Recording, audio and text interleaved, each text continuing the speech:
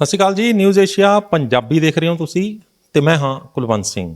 ਸਿਹਤ ਮਾਮਲਿਆਂ ਨੂੰ ਲੈ ਕੇ ਇੱਕ ਵਾਰ ਫਿਰ ਦੋ ਵੱਡੇ ਡਾਕਟਰ, ਵੱਡਾ ਨਾਮ, ਦੋ ਵੱਡੇ ਡਾਕਟਰਸ ਮੇਰੇ ਨਾਲ ਨੇ। ਵਿਸ਼ਵ ਪ੍ਰਸਿੱਧ ਡਾਕਟਰ ਅਮਰ ਸਿੰਘ ਆਜ਼ਾਦ, ਵਿਸ਼ਵ ਪ੍ਰਸਿੱਧ ਡਾਕਟਰ ਅਵਧੇਸ਼ ਪਾਂਡੇ। ਅੱਜ ਦਾ ਜਿਹੜੇ ਵਿਸ਼ੇ ਦੇ ਅਸੀਂ ਚਰਚਾ ਕਰਨ ਵਾਲੇ ਹਾਂ ਉਹ ਵਿਸ਼ਾ ਉਹ ਹੈ ਜਿਸ ਵਿਸ਼ੇ ਦੇ ਉੱਤੇ ਡਾਕਟਰ ਅਮਰ ਸਿੰਘ ਆਜ਼ਾਦ ਹੋਣੀ ਵੀ ਅਕਸਰ ਆਪਣੇ ਪੇਸ਼ੈਂਟਸ ਦੇ ਨਾਲ ਉਹਨਾਂ ਨੂੰ ਇਸ 'ਤੇ ਆਰਗੂਮੈਂਟ ਕਰਨੀ ਪੈਂਦੀ ਹੈ, ਬਹਿਸ ਕਰਨੀ ਪੈਂਦੀ ਹੈ, ਸਮਝਾਉਣਾ ਪੈਂਦਾ ਉਹਨਾਂ ਨੂੰ।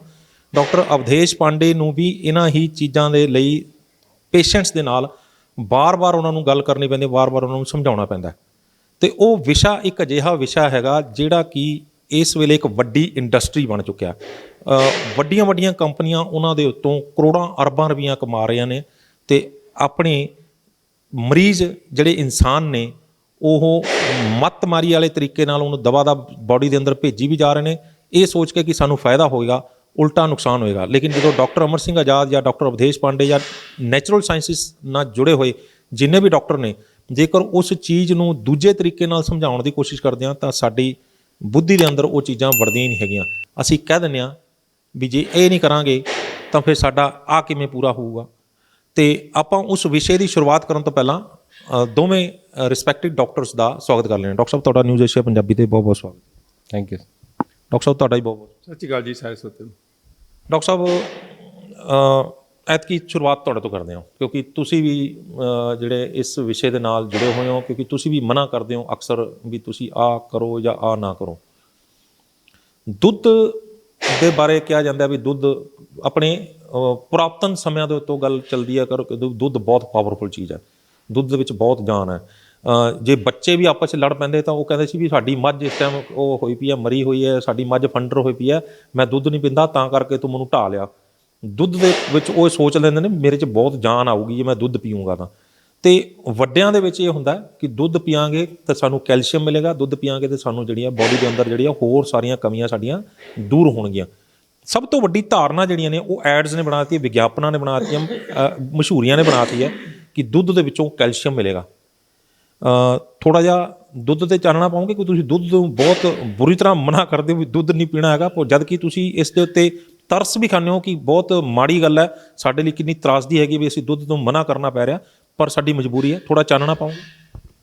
ਕੁਲਵੰਤ ਜੀ ਦੇਖੋ, ਦੁੱਧ ਦਾ ਜਿਹੜਾ ਮਸਲਾ ਹੈ ਨਾ ਇਹ ਬੜਾ ਹੀ ਉਲਝਿਆ ਹੋਇਆ ਮਸਲਾ ਹੈ, ਕਿਉਂਕਿ ਮੈਂ ਤਾਂ ਹੁਣ ਉਮਰ ਮੇਰੀ ਸੁੱਖ ਨਾਲ ਵਾਹਵਾ ਹੋ ਗਈ ਅਤੇ ਮੈਂ ਬਚਪਨ 'ਚ ਜਿਹੜਾ ਦੁੱਧ ਦਾ ਤਰੀਕਾ ਪੀਣ ਦਾ ਦੇਖਿਆ ਜਾਂ ਦੁੱਧ ਦੇਖਿਆ ਉਹ ਬਿਲਕੁਲ ਵੱਖਰਾ ਦੁੱਧ ਸੀਗਾ ਅਤੇ ਵੱਖਰਾ ਹੀ ਤਰੀਕਾ ਸੀ ਪੀਣ ਦਾ। ਬਚਪਨ 'ਚ ਜਿਹੜਾ ਤੁਹਾਨੂੰ ਅੱਜ ਵੀ ਪੰਜਾਬੀ 'ਚ ਕਹਾਵਤ ਮਸ਼ਹੂਰ ਹੈ ਵੀ ਬੂਰੀਆਂ ਚੁੰਗੀਆਂ ਨੇ, ਬੂਰੀਆਂ ਹਾਂ ਸਿੱਧਾ ਮੱਝ ਦੇ ਥਣ 'ਚੋਂ ਮੂੰਹ 'ਚ ਲੈਂਦੇ ਸੀ ਅਤੇ ਉਹ ਉਹਨੂੰ ਕਹਿੰਦੇ ਸੀ ਬੂਰੀਆਂ ਚੁੰਗਣਾ, ਅਤੇ ਉਹ ਅਸਲ 'ਚ ਬਣਿਆ ਹੁੰਦਾ ਸੀ ਤਾਕਤ ਦਾ ਥਣ। ਅਤੇ ਉਹ ਬੂਰੀਆਂ ਕਿਹੜੀਆਂ ਸੀਗੀਆਂ, ਉਹ ਜਿਹੜੀਆਂ ਮੱਝਾਂ ਸੀਗੀਆਂ ਉਹ ਸਵੇਰੇ ਹੀ ਉੱਠਦਿਆਂ ਖੋਲ੍ਹ ਦਿੰਦੇ ਸੀ ਉਹਨਾਂ ਨੂੰ, ਅਤੇ ਉਹ ਜਾ ਕੇ ਜੰਗਲ 'ਚ ਜਾਂ ਚਰਾਂ ਦੇ ਵਿੱਚ ਜਾਂ ਖਤਾਨਾਂ 'ਚ ਉਹ ਫਿਰਦੀਆਂ ਰਹਿੰਦੀਆਂ ਸੀ, ਧਾਰ ਪਾਉਂਦੀਆਂ ਬੂਟੀਆਂ ਖਾਂਦੀਆਂ ਸੀਗੀਆਂ, ਖੁੱਲ੍ਹੀਆਂ ਫਿਰਦੀਆਂ ਸੀਗੀਆਂ, ਐਂ ਮਸਤੀ ਮਾਰਦੀਆਂ। ਤਾਂ ਉਹ ਦੁੱਧ ਜਿਹੜਾ ਸੀਗਾ ਕੱਚਾ ਪੀਂਦੇ ਹੁੰਦੇ ਸੀ। ਮੈਨੂੰ ਅੱਜ ਵੀ ਯਾਦ ਹੈ, ਹਾਂ ਮੈਨੂੰ ਅੱਜ ਵੀ ਯਾਦ ਹੈ ਕਿ ਮੇਰੇ ਫਾਦਰ ਵੀ ਮੈਨੂੰ ਬਹੁਤ ਦੁੱਧ ਪੀਣ ਨੂੰ ਕਹਿੰਦੇ ਸੀ ਅਤੇ ਮੈਨੂੰ ਉਬਲਿਆ ਦੁੱਧ ਅੱਛਾ ਨਹੀਂ ਸੀ ਲੱਗਦਾ ਹੁੰਦਾ।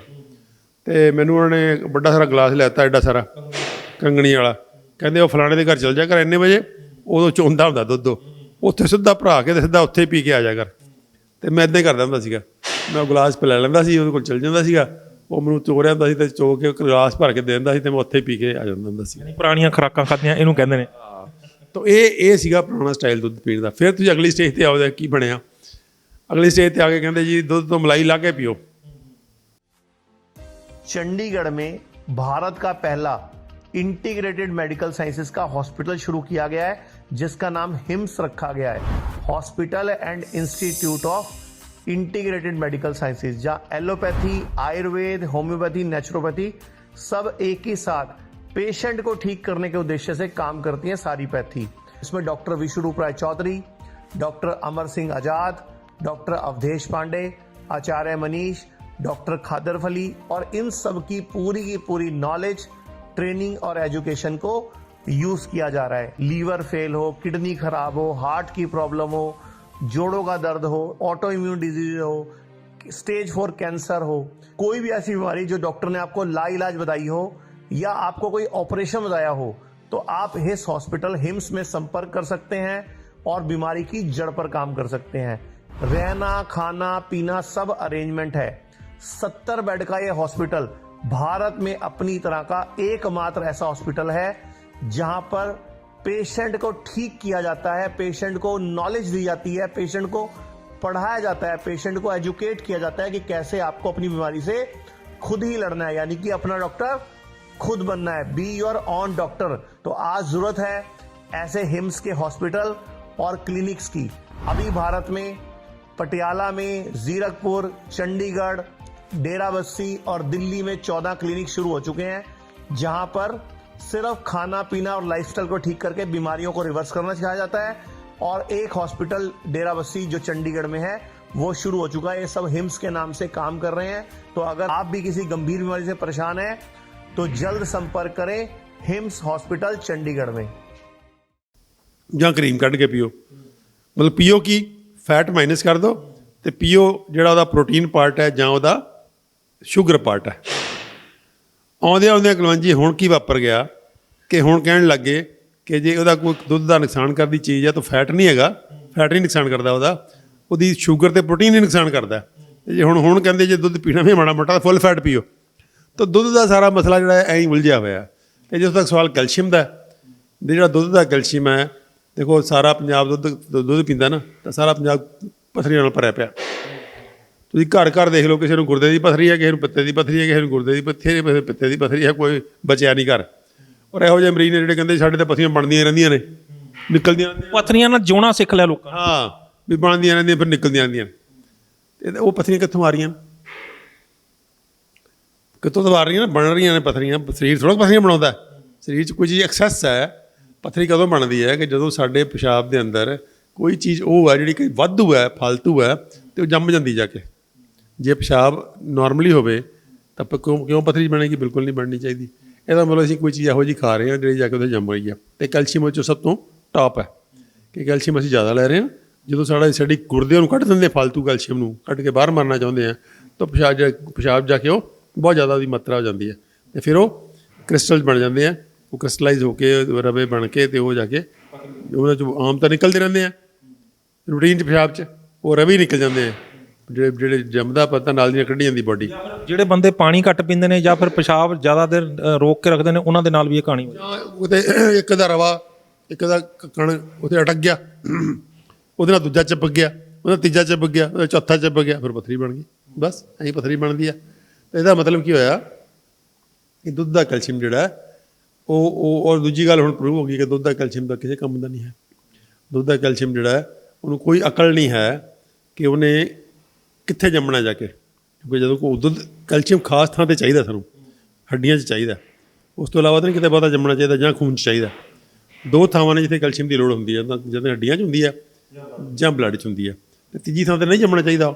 ਲੇਕਿਨ ਇੱਥੇ ਤਾਂ ਪਿੱਤੇ 'ਚ ਵੀ ਜੰਮ ਗਿਆ, ਇੱਥੇ ਗੁਰਦਿਆਂ 'ਚ ਵੀ ਜੰਮ ਗਿਆ, ਇੱਥੇ ਖੂਨ ਦੀਆਂ ਨਾੜਾਂ 'ਚ ਵੀ ਜੰਮ ਗਿਆ, ਬਲੋਕੇਜ ਹੁੰਦੀ ਹੈ। ਸੋ ਇਸ ਕਰਕੇ ਦੋ ਕਿਸਮ ਦੀਆਂ ਜਿਹੜੇ ਕੈਲਸ਼ੀਅਮ ਦੇ ਸੋਰਸ ਨੇ, ਦੋਨਾਂ ਨੂੰ ਅਕਲ ਨਹੀਂ ਹੈ, ਨਾ ਗੋਲੀ ਦੇ ਕੈਲਸ਼ੀਅਮ ਨੂੰ ਅਤੇ ਨਾ ਦੁੱਧ ਦੇ ਕੈਲਸ਼ੀਅਮ ਨੂੰ ਕਿ ਕਿੱਥੇ ਜੰਮਣਾ ਅਤੇ ਕਿੱਥੇ ਨਹੀਂ ਜੰਮਣਾ। ਜਿਹੜੇ ਬਾਕੀ ਸੋਰਸਿਸ ਨੇ, ਅਸੀਂ ਕੈਲਸ਼ੀਅਮ ਰਿਚ ਸੋਰਸਿਸ ਕਹਿੰਦੇ ਹਾਂ, ਉਹਨੂੰ ਪੂਰੀ ਅਕਲ ਹੈ ਅਤੇ ਬਾਡੀ ਦੀ ਉਹਨਾਂ ਨਾਲ ਟਿਊਨਿੰਗ ਬਣੀ ਹੋਈ ਹੈ। ਬਾਡੀ ਉਹਨਾਂ ਦਾ ਕੈਲਸ਼ੀਅਮ ਲੈਂਦੀ ਤਾਂ ਹੈ ਜੇ ਬਾਡੀ ਨੂੰ ਕੈਲਸ਼ੀਅਮ ਦੀ ਜ਼ਰੂਰਤ ਹੈ, ਨਹੀਂ ਤਾਂ ਉਹ ਰਿਜੈਕਟ ਕਰ ਦਿੰਦੀ ਹੈ। ਇਸ ਕਰਕੇ ਅਸੀਂ ਕਹਿੰਦੇ ਹਾਂ ਕਿ ਨਾ ਤਾਂ ਗੋਲੀ ਖਾਓ ਅਤੇ ਨਾ ਦੁੱਧ ਪੀਓ। ਨਾ ਗੋਲੀ ਖਾਓ ਨਾ ਦੁੱਧ ਪੀਓ। ਡਾਕਟਰ ਅਵਧੇਸ਼ ਪਾਂਡੇ, ਡਾਕਟਰ ਆਜ਼ਾਦ ਨੇ ਇਹ ਮਨਾ ਕਰਤਾ ਵੀ ਨਾ ਕੈਲਸ਼ੀਅਮ ਦੀ ਗੋਲੀ ਖਾਓ ਨਾ ਦੁੱਧ ਪੀਓ। ਤੁਹਾਡੇ ਵਿਚਾਰ ਇਹਨਾਂ ਨਾਲੋਂ ਡਿਫਰੈਂਟ ਕਿਵੇਂ ਹੋਣਗੇ? ਕਿਉਂਕਿ ਦੁੱਧ ਦਾ ਕੈਲਸ਼ੀਅਮ ਜਿਹੜਾ ਹੈਗਾ ਉਹ ਅਕਸਰ ਜਿਹੜੀ ਹੈ ਇੱਕ ਮਸ਼ਹੂਰੀ ਕੀਤੀ ਵੀ ਹੈ ਇਸ ਚੀਜ਼ ਦੀ, ਐਡਵਰਟਾਈਜ਼ ਕੀਤਾ ਹੋਇਆ ਇਸ ਚੀਜ਼ ਨੂੰ ਕਿ ਦੁੱਧ ਦਾ ਕੈਲਸ਼ੀਅਮ ਜਿਹੜਾ ਬਾਡੀ ਨੂੰ ਜੇ ਦੁੱਧ ਪੀਊਗਾ ਤਾਂ ਕੈਲਸ਼ੀਅਮ ਮਿਲੇਗਾ, ਹੋਰ ਸੋਰਸਿਸ ਤੋਂ ਜਿਹੜੇ ਕੈਲਸ਼ੀਅਮ ਨੇ ਉਹ ਜਿਹੜੇ ਉਹ ਨੁਕਸਾਨਦਾਇਕ ਨੇ, ਹੋਰ ਸੋਰਸਿਸ ਤੋਂ ਕੈਲਸ਼ੀਅਮ ਆਪਾਂ ਨੂੰ ਮਿਲਦਾ ਹੀ ਨਹੀਂ ਹੈਗਾ। ਤੁਸੀਂ ਇਹਨਾਂ ਦੋਨਾਂ ਧਾਰਨਾਵਾਂ ਨੂੰ ਕਿਸ ਤਰ੍ਹਾਂ डिफरेंशिएट करोगे? मैं फुली अग्री करता हूँ डॉक्टर साहब ने जो बोला है, फुली अग्री करता हूँ। दो चीज़ें हैं जो आपके प्रश्न से मुझे समझ आया। एक चीज़ होता है साइंस और एक चीज़ होता है कॉमर्स। साइंस तो ये कहती है कि उससे आपको कैल्शियम नहीं मिल रहा है, उसकी बायो अवेलेबिलिटी बढ़ नहीं रही है। अब कॉमर्स से आप जो भी कहलवा लें कि रोज़ पियो दूध और रोज़ खाओ अंडे, संडे हो या मंडे, ये आपकी मर्ज़ी है। तो कॉमर्स से तो कुछ भी कहलवा लें आप, लेकिन साइंटिफिक फैक्ट्स ऐसे नहीं हैं। दूसरा, सोचने वाली बात यह है कि दूध, अभी तक इंसान इतना साइंटिफिक नहीं हुआ कि दूध मैन्युफैक्चर कर पाए। दूध ये फैक्ट्रीज में प्रोसेस होता है, मैन्युफैक्चर नहीं होता है। तो दूध कहाँ से आता है? दूध एक माँ से आता है, चाहे वो गाय हो, चाहे वो भैंस हो, चाहे वो बकरी हो, चाहे वो इंसान हो।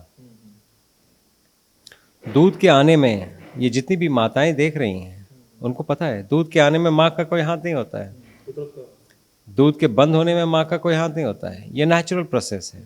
सो nature is trying to give you a message, milk only for the child. ये नेचर का मैसेज जो आप ले नहीं रहे हो। दूसरा, कभी सोचा गाय दूध दे रही है अपने बछड़े को गाय बनाने के लिए, हम क्या बनना चाहते हैं? हम क्या बनना चाहते हैं? हम क्यों पी रहे हैं उसको? हम गाय भैंस बनना चाहते हैं क्या? आप देखिए, ये तो अपने ऊपर है। तो ये सोचने वाली बात है। तीसरी बात ये है कि जितनी भी problems of auto immune diseases जो हैं, उसका एक बड़ा कारण एनिमल्स एंड एनिमल प्रोडक्ट्स हैं, जिसमें से दूध, दही, घी, पनीर एक बड़ा कारण है। तो जब हमें साइंटिफिकली ये बातें पता हैं, तो हमने जानबूझ के उस गली में जाना है जिस गली से हम ये मालूम है कि यहाँ पे ठीक नहीं है, तो क्यों जाना? एक बात बताइए कि दूध में से कैल्शियम निकलता भी है या फिर वो उल्टा उसमें से कुछ और ही बन जाता हो? जो लोग दूध में कैल्शियम है, ये मतलब डिबेट का विषय तो नहीं है। डिबेट का विषय है कि आप जो भी खा रहे हैं, क्या आपको कैल्शियम मिल रहा है उसमें से? मैं उनसे काउंटर क्वेश्चन पूछना चाहता हूँ, गाय को कैल्शियम कहाँ से मिलता है? गाय को दूध पीते हुए कब देखा था? और किसी भी स्पीशी को दूसरे स्पीशी का दूध पीते हुए कब देखा था? जैसे शेर को बकरी का दूध पीते हुए कभी देखा हो आपने, ऐसे चलते हुए, हाँ भाई शेर वहाँ बकरी का दूध पी रहा है? ऐसा नहीं होता है। और अगर पी भी रहा होगा तो बड़ा स्ट्रेंज माना जाएगा, यार ये कैसे हो रहा है? हाँ, तो मेरे कहने का मतलब है कि इंसान ही एक ऐसा है जो इंटर स्पीशीज अपने आप को ज़्यादा इंटेलिजेंट समझने के चक्कर में फंस गया है। और अपनी माँ का दूध छोड़ के, माँ जो अपने बच्चों को दूध पिलाती नहीं है, गाय भैंस का दूध पिला रही है। मैं इसलिए बोल रहा हूँ कि आप देखें, अब साइंस पे आ जाते हैं। दूध जो है, अगर आप दूसरे स्पीशी का पिएंगे तो आपकी एसिडिटी बढ़ेगी। जब भी एसिडिटी बढ़ती है, बॉडी उसको बफर करके कम करती है। बफर करने के लिए कैल्शियम रिक्वायर्ड होता है, तो आपकी हड्डियों में से और दांत में से कैल्शियम निकलता है उसको बफर करने के लिए। यानी कि दूध पीने से उल्टा कैल्शियम खींचा जाता है। यस, मतलब मिल नहीं रहा, निकल रहा है अंदर से। So rather than gaining calcium, you are losing calcium. ये पक्का है, अंदर से कैल्शियम खींच लेता है। मैं कुछ भी अपने मन से नहीं बोल रहा हूँ, ये साइंटिफिक फैक्ट्स है और वो ये सारा कुछ प्रूवन है। बात ये है कि हम पढ़ते नहीं हैं। और आपको क्या लगता है, ये जो डेयरी इंडस्ट्री है, कल को ऐड में ये देना शुरू कर देगी क्या कि नहीं, ये वाले इसमें ये निकला है, ये साइंटिफिकली प्रूवन है नाउ दैट कैल्शियम निकलता है दूध पीने से? वो क्यों करेगी ऐसा? और ना ही आपको वो प्रमोट करेगी कि आप भी ना पढ़ो और चुप से अंधों की तरह दूध पीते जाओ। इंडस्ट्री का अपना काम चल रहा है। तो इस दुनिया में लोग बेचने में ज़्यादा लगे हैं, स्वास्थ्य में कम लगे हैं। अच्छा, एक बात बताइए कि कैल्शियम खिੱਚਣ ਲਈ ਕੀ ਸਿਰਫ ਦੁੱਧ ਜ਼ਿੰਮੇਵਾਰ ਹੈ? ਕੁਝ ਚੀਜ਼ਾਂ ਹੋਰ ਵੀ ਆ ਜਾਈਆਂ ਨੇ ਜਿਹੜੀਆਂ ਅੰਦਰੋਂ ਕੈਲਸ਼ੀਅਮ ਖਿੱਚ ਲੈਂਦੀਆਂ, ਜਿਵੇਂ ਆਰਓ ਵਾਟਰ ਜਾਂ ਕੁਝ ਇਸ ਤਰ੍ਹਾਂ ਦੀਆਂ ਹੋਰ ਚੀਜ਼ਾਂ? जो भी चीज़ आपके बॉडी में एसिडिटी बढ़ाएगी, उसको बफर करने के लिए कैल्शियम निकलेगा। इसीलिए आरओ वाटर ये लेने से भी कैल्शियम कम होता है, क्योंकि वो अगर एसिडिटी बढ़ाएगी। कोल्ड ड्रिंक पीने से ऑस्टियोपोरोसिस क्यों होता है? एसिडिटी जैसे बढ़ेगा, उसको बफर करने के लिए कैल्शियम निकलेगा बोन से। थोड़ा सा और इसको विस्तार कीजिए थोड़ा सा, क्योंकि दर्शक इसको समझ नहीं पा रहे अभी भी। आप देखें, बॉडी हर चीज़ को न्यूट्रल में लाना चाहती है। अगर आपने एसिड ले लिया तो कोशिश करती है बॉडी कि उसको न्यूट्रल में लेके आए। अल्कलाइन भी ना बनाए, आइए ज़्यादा ना एसिड, तो एक बड़ा थिन लाइन में चलता है। जैसे एसिडिटी में जीवन जलता है, एल्कलिनिटी में जीवन पलता है। पर अगर एल्कलिनिटी ज़्यादा बढ़ जाए तो वो भी पत्थर बना देता है। वो भी ठीक नहीं है, लेकिन कितना एल्कलिनिटी? आप देखें, ओशन एल्कलाइन है, जीवन पलता है उसमें। आपका ब्लड एल्कलाइन है, आपका जीवन पलता है उसमें। एसिडिटी में जो भी चीज़ जो ब्लड को खींचते हैं एसिडिटी की तरफ, बॉडी इमीडिएटली काउंटर करके एसिड बेस बैलेंस को बैलेंस करने के चक्कर में रहती है। यानी उसको बैलेंस करने के लिए उसको कैल्शियम की ज़रूरत पड़ती है, और जो ज़रूरत पड़ती है तो वो और कहीं से मिलता नहीं है, वो हड्डियों से खींच लेती है कैल्शियम, उसको बराबर करने के लिए। सबसे ज़्यादा सोर्स कहाँ है कैल्शियम? हड्डियों में या दांत में है, इसीलिए दांत काले पड़ जाते हैं, इसीलिए हड्डियों में से कैल्शियम निकल जाता है। मैं ਹੁਣ ਦਰਸ਼ਕਾਂ ਨੂੰ ਥੋੜਾ ਜਿਹਾ ਮਤਲਬ ਦੋ ਲਾਈਨਾਂ 'ਚ ਸਮਝਾਦਾ। ਡਾਕਟਰ ਸਾਹਿਬ ਦਾ ਇਹ ਕਹਿਣਾ ਕਿ ਜਦੋਂ ਅਸੀਂ ਦੁੱਧ ਪੀਂਦੇ ਹਾਂ ਜਾਂ ਫਿਰ ਕੋਈ ਅਜਿਹੀਆਂ ਚੀਜ਼ਾਂ ਖਾਂਦੇ ਹਾਂ ਜਿਹੜੀਆਂ ਕਿ ਤੇਜ਼ਾਬ ਪੈਦਾ ਕਰਦੀਆਂ ਨੇ ਬੋਡੀ ਦੇ ਅੰਦਰ, ਚਾਹੇ ਉਹ ਆਰਓ ਦਾ ਪਾਣੀ ਹੋਵੇ, ਚਾਹੇ ਦੁੱਧ ਹੋਵੇ, ਚਾਹੇ ਕੁਝ ਇਸ ਤਰ੍ਹਾਂ ਦੀਆਂ ਬਾਜ਼ਾਰੀ ਚੀਜ਼ਾਂ ਜਾਂ ਡੱਬਾਬੰਦ ਚੀਜ਼ਾਂ ਆਪਾਂ ਖਾਂਦੇ ਹਾਂ, ਤਾਂ ਬੋਡੀ ਦੇ ਅੰਦਰ ਤੇਜ਼ਾਬ ਬਣਦਾ, ਐਸਿਡ ਬਣਦਾ। ਉਸ ਬੋਡੀ ਨਹੀਂ ਚਾਹੁੰਦੀ ਕਿ ਬੋਡੀ ਦੇ ਅੰਦਰ, ਸਰੀਰ ਦੇ ਅੰਦਰ ਜਿਹੜਾ ਤੇਜ਼ਾਬ ਦੀ ਮਾਤਰਾ ਵਧੇ। ਉਸ ਤੇਜ਼ਾਬ ਦੀ ਮਾਤਰਾ ਨੂੰ ਸਹੀ ਕਰਨ ਲਈ, ਨਾਰਮਲ ਬੈਲੈਂਸ ਤੇ ਲਿਆਉਣ ਲਈ ਉਹਨੂੰ ਕੈਲਸ਼ੀਅਮ ਦੀ ਲੋੜ ਹੁੰਦੀ ਹੈ।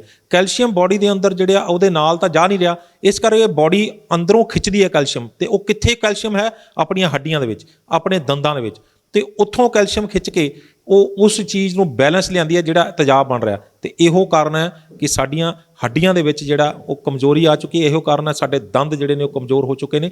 ਤੇ ਇਹ ਦੰਦ ਤੇ ਹੱਡੀਆਂ ਕਮਜ਼ੋਰ ਹੋਣ ਦਾ ਇੱਕ ਕਾਰਨ ਜਿਹੜਾ ਉਹ ਦੁੱਧ ਵੀ ਹੈ, ਕਿਉਂਕਿ ਦੁੱਧ, ਡਾਕਟਰ ਸਾਹਿਬ ਦਾ ਇਹ ਕਹਿਣਾ ਕਿ ਦੁੱਧ ਜਿਹੜਾ ਉਹ ਬੋਡੀ ਨੂੰ ਜਿਹੜਾ ਉਹ ਅੰਦਰ ਕੈਲਸ਼ੀਅਮ ਪਾਉਂਦਾ ਤਾਂ ਕੀ ਹੈ, ਉਲਟਾ ਉਹਨੂੰ ਕੈਲਸ਼ੀਅਮ ਉਹਨੂੰ ਯੂਜ਼ ਕਰਨ ਲਈ, ਬੋਡੀ ਨੂੰ ਉਹਨੂੰ ਬਰਾਬਰ ਕਰਨ ਲਈ ਜਿਹੜਾ ਉਸ ਨੂੰ ਕੈਲਸ਼ੀਅਮ, ਹੱਡੀਆਂ ਦਾ ਕੈਲਸ਼ੀਅਮ ਜਿਹੜਾ ਯੂਜ਼ ਕਰਨਾ ਪੈਂਦਾ। ਡਾਕਟਰ ਸਾਹਿਬ ਮੈਂ ਠੀਕ ਕਹਿ ਰਿਹਾ?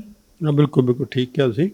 ਬਿਲਕੁਲ ਇਹੀ ਇੱਦਾਂ ਹੀ ਹੈ, ਸਾਰਾ ਜਿਹੜਾ ਵਿਸ਼ਾ ਹੈ ਕੈਲਸ਼ੀਅਮ ਦਾ ਉਹ ਇੱਦਾਂ ਹੀ ਜੁੜਿਆ ਹੋਇਆ ਕਿ ਕੈਲਸ਼ੀਅਮ ਐਲਕਲਾਈਨ ਮੀਡੀਅਮ ਦੇ ਅੰਦਰ ਹੀ ਸਰਵਾਈਵ ਕਰਦਾ। ਔਰ ਜਿਹੜਾ ਆਰਓ ਦਾ ਪਾਣੀ ਅਸੀਂ ਪੀਂਦੇ ਹਾਂ ਖਾਸ ਤੌਰ 'ਤੇ, ਉਹ ਇਹ ਤਾਂ ਬਹੁਤ ਵਾਰੀ ਜਿਹੜੀ ਹੈ, ਦੇਖੋ ਇੱਕ ਮੈਨੂੰ ਬਹੁਤ ਛੋਟਾ ਜਿਹਾ ਸਰਵੇ ਕਰ ਰਹੇ ਸੀ ਅਸੀਂ ਉੱਥੇ ਫਾਜ਼ਿਲਕਾ 'ਚ, ਔਰ ਉਹ ਉੱਥੇ ਕਮਿਊਨਿਟੀ ਆਰਓ ਲੱਗੇ ਹੋਏ ਸੀਗੇ। ਕਮਿਊਨਿਟੀ ਆਰਓ ਲੱਗੇ ਸੀ ਤਾਂ ਉਹ ਅਸੀਂ ਪੁੱਛਿਆ ਵੀ ਕਮਿਊਨਿਟੀ ਆਰਓ ਬੰਦ ਕਿਉਂ ਪਏ ਤੁਹਾਡੇ ਪਿੰਡਾਂ 'ਚ? ਇੱਕ ਪਿੰਡ ਗਿਆ, ਦੂਜੇ ਪਿੰਡ ਗਿਆ, ਤੇ ਸਾਰੇ ਕਮਿਊਨਿਟੀ ਆਰਓ ਬੰਦ ਪਏ। ਉਹ ਪਿੰਡ ਵਾਲੇ ਕਹਿੰਦੇ ਜੀ ਉਹ ਰਾਹ ਸਿੱਖੇ ਤੁਹਾਨੂੰ ਫਾਜ਼ਿਲਕਾ 'ਚ, ਬੜਾ ਅਨਪੜ੍ਹ ਜਿਹੇ, ਅਨਪੜ੍ਹ ਬਿਲਕੁਲ ਪੜ੍ਹਦੇ ਪੁੜਦੇ ਨਹੀਂ ਹੋ।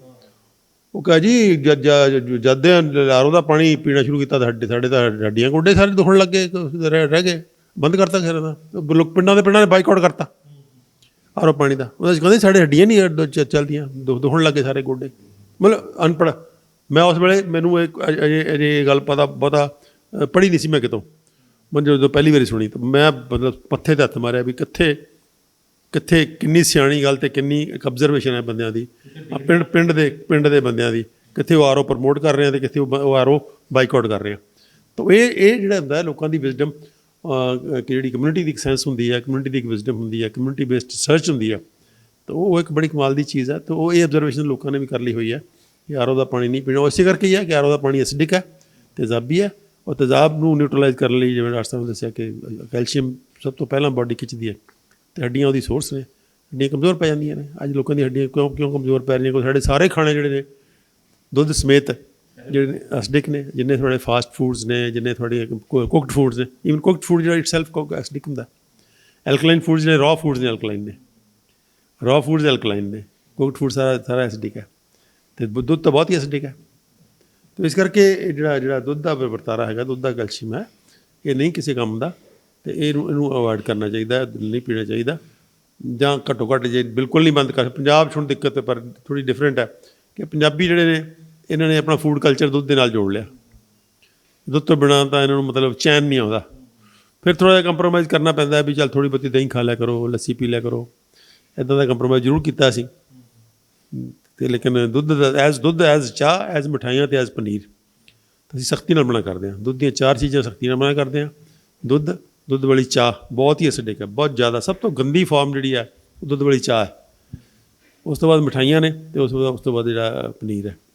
ਫਿਰ ਅਸੀਂ ਕਹਿੰਦੇ ਚਲ ਥੋੜ੍ਹਾ ਬਹੁਤਾ ਮਿਨੀਮਮ ਜੇ ਖਾਣਾ ਹੀ ਹੈ ਤੁਸੀਂ ਬਹੁਤਾ, ਤਾਂ ਕਟੋਰੀ ਦਹੀਂ ਖਾ ਲਓ, ਜਾਂ ਛਾਛ ਪੀ ਲਓ, ਲੱਸੀ ਪੀ ਲਓ, ਜਾਂ ਮੱਖਣ ਖਾ ਲਓ, ਜਾਂ ਘੀ ਖਾ ਲਓ। ਕਿਉਂਕਿ ਮੱਖਣ ਘੀ ਬਾਰੇ ਥੋੜ੍ਹਾ ਜਿਹਾ ਅੱਜ ਕੱਲ੍ਹ ਡਿਫਰੈਂਟ ਅੰਡਰਸਟੈਂਡਿੰਗ ਆ ਗਈ ਹੈ ਕਿ ਮੱਖਣ ਘੀ ਉਹਨਾਂ ਨਹੀਂ ਖਰਾਬ ਕਰਦਾ ਜਿੰਨਾ ਪ੍ਰੋਟੀਨਸ ਅਤੇ ਸ਼ੂਗਰ ਖਰਾਬ ਕਰਦੇ ਦੁੱਧ ਦੇ। ਡਾਕਟਰ ਸਾਹਿਬ, ਇਹਦਾ ਮਤਲਬ ਇੱਕ ਨਿਕਲ ਕੇ ਸਾਹਮਣੇ ਆਇਆ ਕਿ ਜਿਸ ਬੋਡੀ ਦੇ ਅੰਦਰ ਸਭ ਤੋਂ ਵੱਧ ਤੇਜ਼ਾਬ ਬਣ ਰਿਹਾ, ਐਸਿਡਿਕ ਹੈ ਜਿਹੜੀ ਬੋਡੀ, ਉਹਦੇ ਫਿਰ ਹੱਡੀਆਂ ਗਈਆਂ ਸਮਝ ਲਓ। बॉडी उसको न्यूट्रलाइज करती है। ਨਿਊਟਰਲਾਈਜ਼ ਤਾਂ ਕਰਤੀ ਹੈ ਪਰ ਉਹਦੇ ਬਾਵਜੂਦ ਵੀ ਐਸਿਡਿਕ ਹੈ ਬੋਡੀ। ਸਵੇਰੇ ਉੱਠਦੇ ਹੀ ਤੇਜ਼ਾਬ ਦਾ ਕੈਪਸੂਲ ਲੈਣਾ ਪੈਂਦਾ ਹਰ ਘਰ ਦੇ ਵਿੱਚ, ਹੋਰ ਕੁਝ ਹੋਵੇ ਨਾ ਹੋਵੇ ਤੇਜ਼ਾਬ ਦਾ ਕੈਪਸੂਲ ਤਕਰੀਬਨ ਸਾਰੇ ਹੀ ਖਾ ਰਹੇ ਨੇ। ਤੇ ਇਹਦਾ ਮਤਲਬ ਹੈ ਹੱਡੀਆਂ ਜਿਹੜੀਆਂ ਨੇ ਉਹ ਫਿਰ ਇਹਦਾ ਮਤਲਬ ਬਾਰਡਰ ਲਾਈਨ ਦੇ ਉੱਤੇ ਨੇ ਸਾਰਿਆਂ ਦੀਆਂ। आपका ये प्रश्न मैं एक प्रश्न से आंसर करूँगा। एक ऐसा कैंसर का पेशेंट दिखा दीजिए जिसको एसिडिटी या कॉन्स्टिपेशन नहीं है, एक दिखा दीजिए। इतने कैंसर के पेशेंट जाते होंगे, सबको है। ਕਬਜ਼ ਵੀ ਹੈ ਔਰ ਤੇਜ਼ਾਬ ਵੀ ਬਣਦਾ। दोनों में से ज़्यादातर दोनों है, एक तो है ही है। तो क्या ये एक इन्फॉर्मेशन नहीं देना चाहिए कि जब सभी पेशेंट्स को है, कैंसर पेशेंट्स को, एक बहुत बड़ा कारण हो सकता है कैंसर बनने का। तो जो भी चीज़ें यहाँ तक पहुँची हैं कि आपका एसिड बेस बैलेंस को शिफ्ट कर सकती हैं एसिड के तरफ, वो आप अगर ना करें तो चीज़ें ठीक रहेंगी, चीज़ें मतलब बिगड़ेंगी नहीं।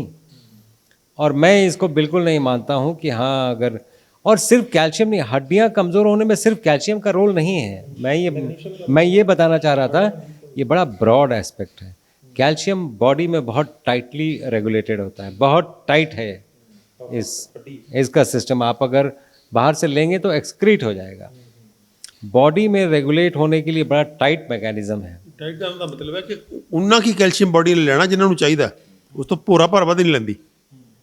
ਜੇ ਗਿਆ ਅੰਦਰ ਤਾਂ ਇਹਨਾਂ ਸੈਂਸਿਟੀਵਿਟੀ ਹੈ ਬੋਡੀ ਦੇ ਅੰਦਰ ਕਿ ਥੋੜਾ ਜਿਹਾ ਵੀ ਐਕਸੈਸ ਹੋਇਆ ਤਾਂ ਬੋਡੀ ਕਿਡਨੀ 'ਚ ਕੱਢ ਦਿੰਦੀ ਹੈ, ਬੋਡੀ ਨੂੰ ਰੱਖਦੀ ਨਹੀਂ ਹੈ ਸਾਹਮਣੇ। ਉਹਦੇ ਬੋਡੀ ਕੋਲ ਕੋਈ ਸਟੋਰ ਨਹੀਂ ਹੈ। ਸਟੋਰ ਫਿਰ ਜੇ ਮਾੜਾ ਜਿਹਾ ਵੀ ਵਧਿਆ ਤਾਂ ਪਥਰੀ ਬਣੇਗੀ, ਜਾਂ ਗੁਰਦੇ 'ਚ ਬਣੇਗੀ, ਜਾਂ ਪਿੱਤੇ 'ਚ ਬਣੇਗੀ, ਜਾਂ ਬਲੱਡ ਵੈਸਲ ਜੰਮੇਗਾ ਜਾ ਕੇ। ਇਸ ਕਰਕੇ ਬੋਡੀ 'ਚ ਇੱਦਾਂ ਦਾ ਕੋਈ ਮੈਕੈਨਿਜ਼ਮ ਨਹੀਂ ਕਿ ਬੋਡੀ ਉਹਨੂੰ ਕੋਈ ਹੈਲਦੀ ਢੰਗ ਨਾਲ ਸਟੋਰ ਕਰ ਸਕਦੀ ਹੋਵੇ। ਡਾਕਟਰ ਸਾਹਿਬ ਇੱਕ ਚੀਜ਼ ਹੋਰ ਹੈ ਨਾ, ਇੱਥੇ ਸਵਾਲ ਇਹ ਪੈਂਦਾ ਹੈ ਕਿ ਐਲੋਪੈਥੀ ਦੀ ਜਿੰਨੀ ਵੀ ਪੱਧਤੀ ਹੈਗੀ ਆ ਪਰ ਵਿਸ਼ਵ ਪੱਧਰ ਦੇ ਉੱਤੇ ਪਰ ਦੇਖਿਆ ਜਾਵੇ ਤਾਂ ਉਹ ਸਾਰੇ ਹੀ ਕਿਤੇ ਵੀ ਕਿਤੇ ਹੱਡੀ ਦੀ ਪ੍ਰੋਬਲਮ ਆਉਂਦੀ ਹੈ ਉੱਥੇ ਉੱਤੇ ਕੈਲਸ਼ੀਅਮ ਜ਼ਰੂਰ ਦਿੰਦੇ ਨੇ। ਤੇ ਜਦੋਂ ਬਾਡੀ ਦੇ ਅੰਦਰੋਂ ਮੈਕੈਨਿਜ਼ਮ ਨੂੰ ਪਤਾ ਹੈ ਕਿ ਮੈਨੂੰ ਇੰਨਾ ਕੁ ਕੈਲਸ਼ੀਅਮ ਰਿਕੁਆਇਰਡ ਆ, ਇਸ ਤੋਂ ਵੱਧ ਐਕਸੈਸ ਕੈਲਸ਼ੀਅਮ ਜਿਹੜਾ ਉਹ ਮੇਰੇ ਲਈ ਨੁਕਸਾਨਦਾਇਕ ਹੈ, ਉਹ ਕਿੱਦਾਂ ਪਤਾ ਲੱਗੇਗਾ? ਕਿਉਂਕਿ ਬਾਡੀ ਦੇ ਅੰਦਰਲੇ ਮੈਕੈਨਿਜ਼ਮ ਦੇ ਵਿੱਚ ਝਾਕਿਆ ਜਾਵੇ ਤਾਂ ਹੀ ਪਤਾ ਲੱਗੂਗਾ, ਜਾਂ ਫਿਰ ਉਹਦਾ ਇੱਕ ਟੈਸਟ ਕਰਵਾਇਆ ਜਾਵੇ ਵੀ ਇੰਨਾ ਕੁ ਕੈਲਸ਼ੀਅਮ ਦੀ ਲੋੜ ਹੈ, ਇਹਨੂੰ ਇੰਨਾ ਕੁ ਕੈਲਸ਼ੀਅਮ ਹੀ ਦੇਣਾ। ਪਰ ਇਹ ਟੈਸਟ ਕਰਵਾ ਕੇ ਤਾਂ ਕੋਈ ਕੈਲਸ਼ੀਅਮ ਦੇ ਹੀ ਨਹੀਂ ਰਿਹਾ, ਧੜਾ ਕੈਲਸ਼ੀਅਮ ਦਿੱਤਾ ਜਾ ਰਿਹਾ। आप देखें कैल्शियम एक पार्ट, छोटा सा पार्ट हो सकता है ऑस्टियोपोरोसिस के लिए, छोटा सा पार्ट। मैं क्यों छोटा बता रहा हूँ, क्यों ऐसे दिखा रहा हूँ? कैल्शियम रेगुलेट करता है सबसे ज़्यादा विटामिन डी। तो विटामिन डी में जो आपको सूरज से मिलेगा वो बहुत बड़ा रेगुलेटर है कैल्शियम का, और बहुत बड़ा ये डिटर्मिनेंट है कि आपको ऑस्टियोपोरोसिस होगा नहीं होगा। तीसरा सबसे बड़ा फैक्टर है ऑस्टियोपोरोसिस, मतलब बोन्स जो पहले ऐसे ऐसे एक साथ थे अब थोड़ा सा गैप आ गया है उसमें, इसी को बोलते हैं। तो ये पहले बिल्कुल ऐसे जॉइंट कैसे थे, हम पहले बोझा उठाते थे, वेट लिफ्टिंग करते थे। अब हमने बहुत आराम की ज़िंदगी मतलब मान ली है और हम वेट लिफ्टिंग नहीं करते हैं, और ज़्यादातर हम अपना वेट लिफ्ट कर ही नहीं पाते हैं, क्योंकि लोग बोलेंगे कि मेरे को जिम जाना है, ये मेरे को ये डंबल चाहिए, वो डंबल चाहिए। कई लोग अफोर्ड नहीं भी कर सकते हैं। आपके पास नहीं भी, आप खुद का वेट क्यों नहीं उठाते हैं?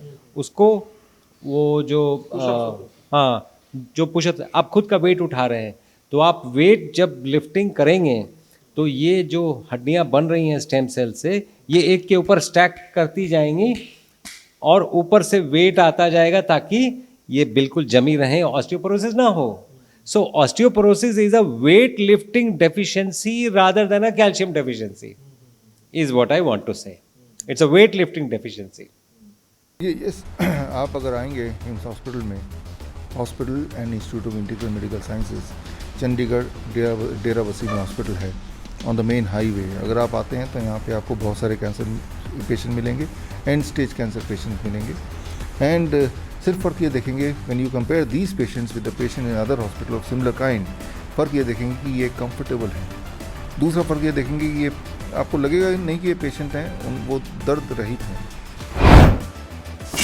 कि शुगर बीपी सिर्फ 7 दिन में बिना 1 रुपए की दवाई के 90% लोगों का यहाँ हिम्स हॉस्पिटल चंडीगढ़ में भर्ती होकर खाने पीने को ठीक करके रिवर्स किया जा सकता है।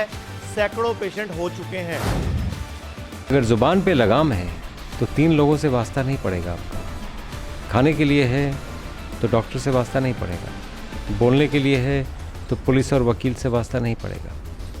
और प्रोफेशनली इन तीनों से वास्ता ना पड़े तो ज़्यादा अच्छा है। दूसरा, दुनिया की कोई भी ऐसी बीमारी नहीं है जो खाने पीने से हो नहीं जाती है और फिर रेगुलेट नहीं हो सकती है। तो ये दोनों बातें वैसे ही चलती हैं। 5 पिलर्स हैं हमारे, 5 pillars: diet, medicinal plants, physical exercise या फिजिकल वर्क, माइंड मैनेजमेंट और taking the help of various pathies, all the pathies. तो ये हम 5 पिलर्स पे काम करते हैं।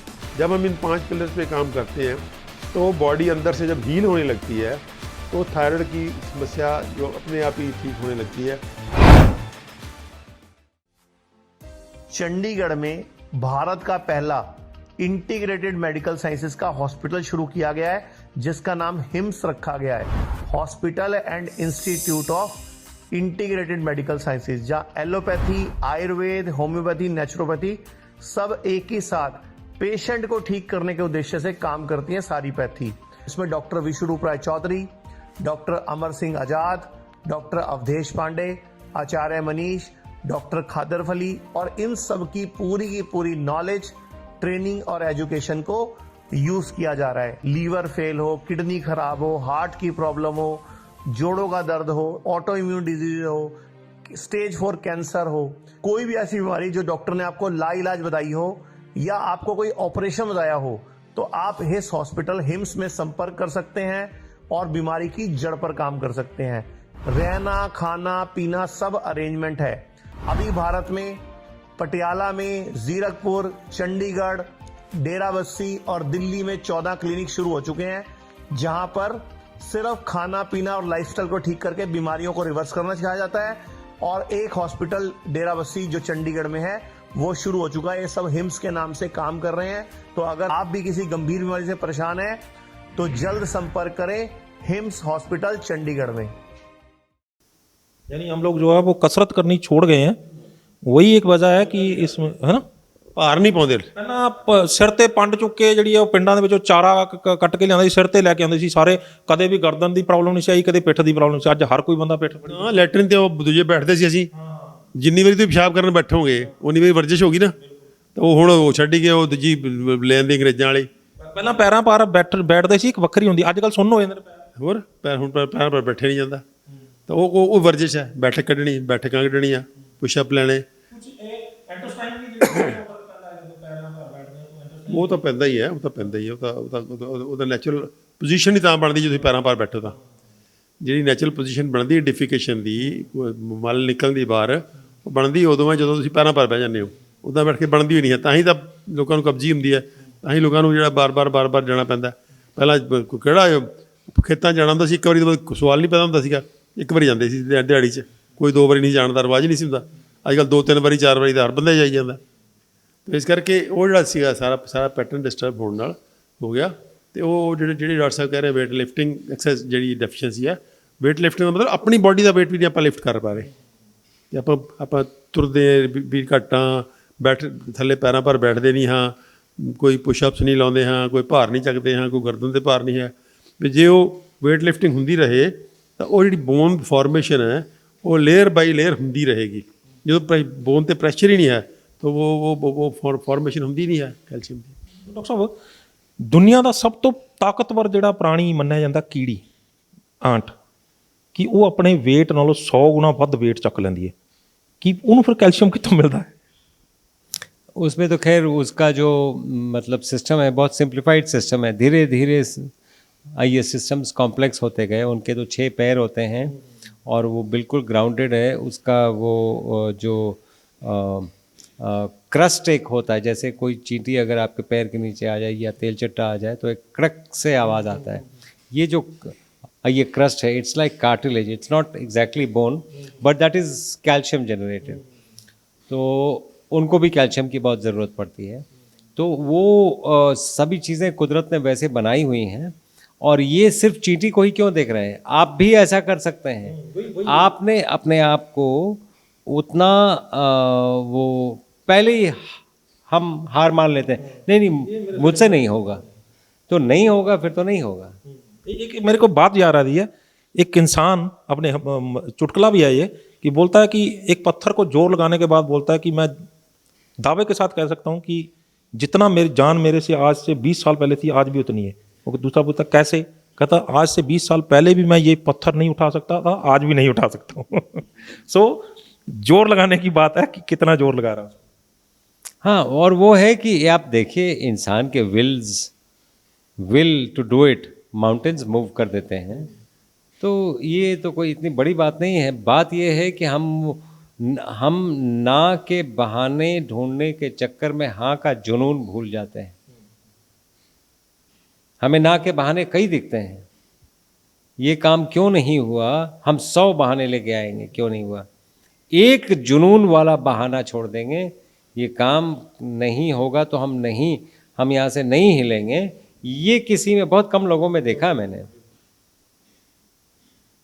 तो एक बात बताइए कि ये तो हो गया कि इन चीज़ों से बॉडी एसिडिक होती है, और एसिडिक बॉडी जो है वो कैल्शियम जो है अंदर से खींचती है, और अंदर से खींच के बॉडी को बैलेंस करती है, अंदर के पीएच लेवल को, और उसको बैलेंस करती है। तो उसमें अंदरों हड्डियों से और दांतों से वो कैल्शियम निकल जाता है, वो दोनों चीज़ें कमज़ोर हो जाती हैं। कौन सी ऐसी चीज़ें हैं कैल्शियम रिच फूड्स अगर बात करें, या कौन सी ऐसी चीज़ें हैं जिनसे, अब दूध नहीं पिएंगे तो लोग कहते हैं कि दूध का कैल्शियम नहीं होगा तो हम लोग तो हड्डियां तो हमारी कमज़ोर हो जाएंगी, कहाँ से लाएंगे हम लोग कैल्शियम? तो थोड़ा सा ये भी बता दीजिए कि कैल्शियम जो है वो कौन कौन से फूड में से मिल जाएगा? स्प्राउट्स, और स्प्राउट्स जब ज़्यादा बड़े होते हैं उनको ग्रास कहते हैं। जैसे वीट ग्रास, तो वीट के स्प्राउट्स में भी मिलेगा, वीट ग्रास में भी मिलेगा, चने के स्प्राउट्स में भी मिलेगा, चने के ग्रास में भी मिलेगा। और याद करिए पहले जो चने के खेत थे उसमें हम जाते थे और वो चुन चुन के खाते थे उसको। ये सभी कैल्शियम के बहुत रिच सोर्स हैं, बहुत रिच सोर्स है ये। साग जो होते हैं वही उसमें भी है? बहुत रिच सोर्स है ये कैल्शियम के, यस, वो भी आयरन के भी बहुत रिच सोर्सेज हैं ये। और कैल्शियम सिर्फ हड्डियों में ज़रूरत नहीं है, अगर आप ठीक से देखें हम हार्ट के लिए कैल्शियम चैनल ब्लॉकर्स देते हैं। कैल्शियम हार्ट के सिस्टली डायस्टली पे भी वो ब्रिज बनाता है, और वो मसल के फंक्शनिंग पे भी ब्रिज बनाता है। एक्टिन मायोसिन का जो वो है उस पे भी जो ब्रिज बनता है वो कैल्शियम का ही बनता है। तो जो मसल कॉन्ट्रैक्ट रिलैक्स कर रहे हैं उसमें भी कैल्शियम चाहिए, और कैल्शियम के थ्रू ही इलेक्ट्रिसिटी का प्रवाह होता है जो नर्व्स के थ्रू होता है ना। तो ये सिर्फ हड्डियों की ही ज़रूरत नहीं है, कैल्शियम को पूरे बॉडी को ज़रूरत है। तो ये मैं कहना चाह रहा था। तो ये कई सोर्सेज हैं जहाँ से आपको मिल सकते हैं नेचुरली, और इनकी बायो अवेलेबिलिटी जो आप इन सोर्सेज से जो मैंने बताया आप अगर लें बहुत हाई है। दूसरा, कुछ कैल्शियम रिच अच्छे फ्रूट्स हैं जैसे सीताफल, बहुत ही कैल्शियम रिच है। आंवला बहुत ही कैल्शियम रिच है।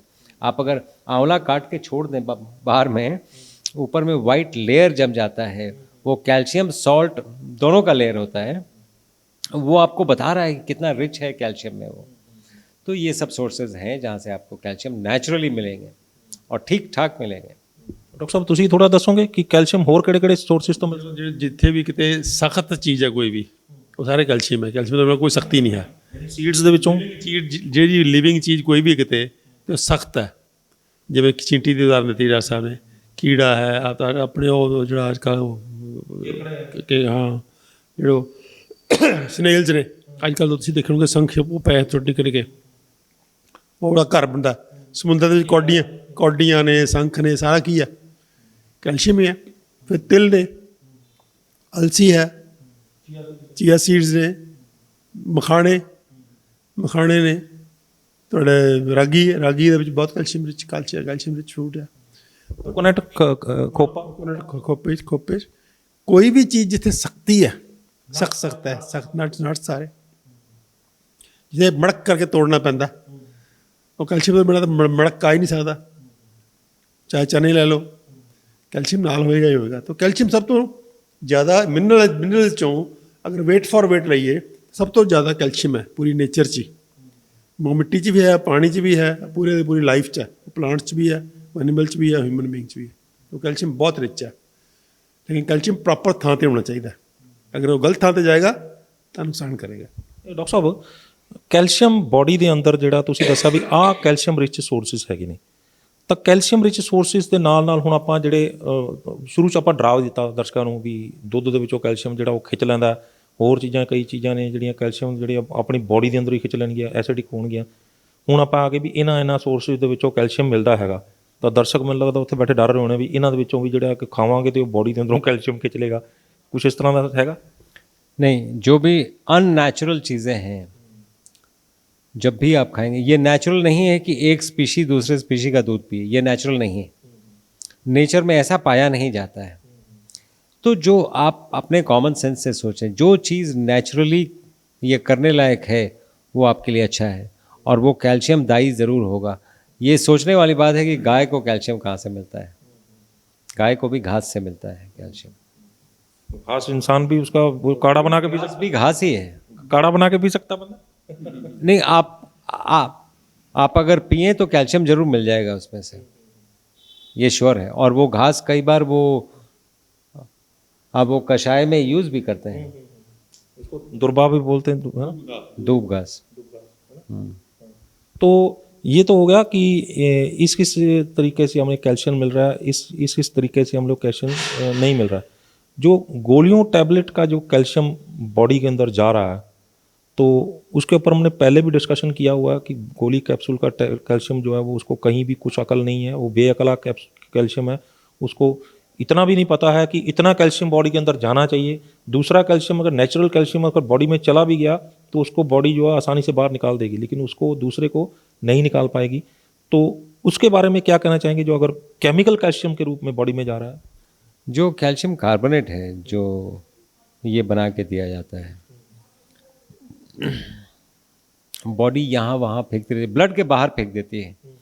ब्लड के सबसे पहले इमीडिएटली ब्लड के बाहर क्या है? Blood vessel. ब्लड वेसल में कैल्शियम डिपॉजिट हो जाता है, उसी को कैल्शियम स्कोरिंग कहते हैं।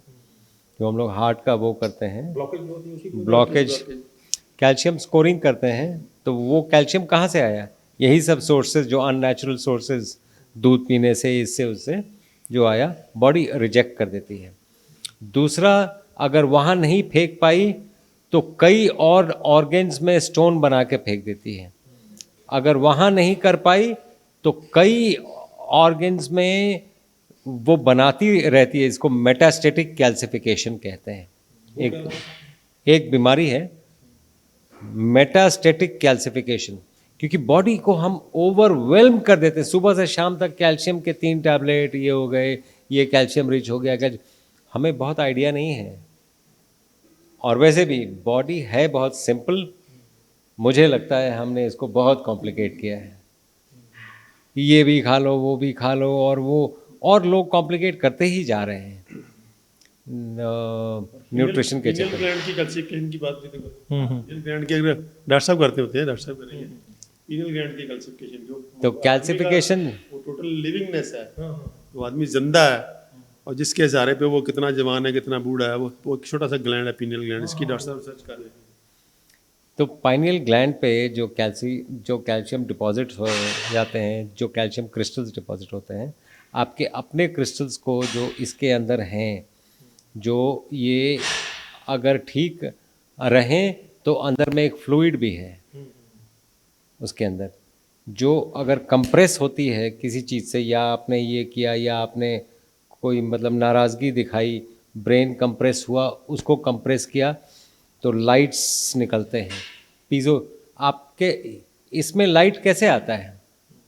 या आपके कोई भी चीज़ में, कंप्यूटर में आप 7 लाइट्स कैसे लाते हैं? आप अगर देखें तो पीजो इलेक्ट्रिक ये क्रिस्टल्स को क्रश किया जाता है और लाइट और इलेक्ट्रोमैग्नेटिक वेव्स ये निकलते हैं। वही piezo electric crystals pineal gland के अंदर है। जब कैल्सिफिकेशन हो जाता है तो वो जम जाते हैं उसको, और पेशेंट्स की बीमारियां बढ़ती जाती हैं। जो हम देख रहे हैं कि कैल्सिफिकेशन लेवल कम कर दो, चूहों में हमने देखा उनका पूरा बिहेवियर चेंज, संत की तरह बिहेव करने लगते हैं। अगर उसको और थोड़ा सा सिंप्लीफाई कर बात करके करें तो अगर पाइनियल ग्लैंड के ऊपर अगर उसकी कैल्सिफिकेशन हो जाती है तो बंदे की मत्ती मारी जाती है, उसको बोल कैसे कह सकते हैं। और अगर उसको डिटॉक्सीफाई कर दिया जाए तो बंदे का दिमाग शार्प हो जाता है, इसको बोल सकते बिल्कुल बिल्कुल बोल सकते हैं, इसमें कोई डाउट नहीं है, इसको बिल्कुल बोल सकते हैं। अगर इसको डीकैल्सिफाई करें, सबसे ज़्यादा कैल्सिफिकेशन फ्लोरिनेशन से होता है। हैं। यानी इसको बोल सकते हैं कि बुद्धिमान कैसे बने, इसका एक बड़ा जो टिप है। बिल्कुल बिल्कुल बोल सकते हैं। और ये जो फ्लोराइड्स हम जो यूज़ करते हैं टूथपेस्ट में, ड्रिंकिंग वाटर में है, स्विमिंग पूल में है, फ्लोराइड क्लोराइड दोनों है। तो ये हम जो जर्म्स को मारने की स्थिति में चल पड़े थे 150 साल पहले, हम बहुत दूर निकल गए हैं। पहले तो फटकड़ी डाल देते थे पानी में उसको जर्म को मारने के लिए, अभी तो और ही कुछ बन गया। हमारे ख्याल से हमें वापस आना पड़ेगा, 2-3 स्टेप पीछे लेना पड़ेगा। हाँ, 2-3 स्टेप पीछे लेना पड़ेगा। हम जर्म्स को मारने की स्थिति में ऐसी हो गई, खुद को मारने के चक्कर में पड़ गए हैं, नॉट रियलाइजिंग कि अब ये साइंस भी है कि 90% तो आप जर्म्स ही हैं, ओनली 10% ह्यूमन सेल्स हैं।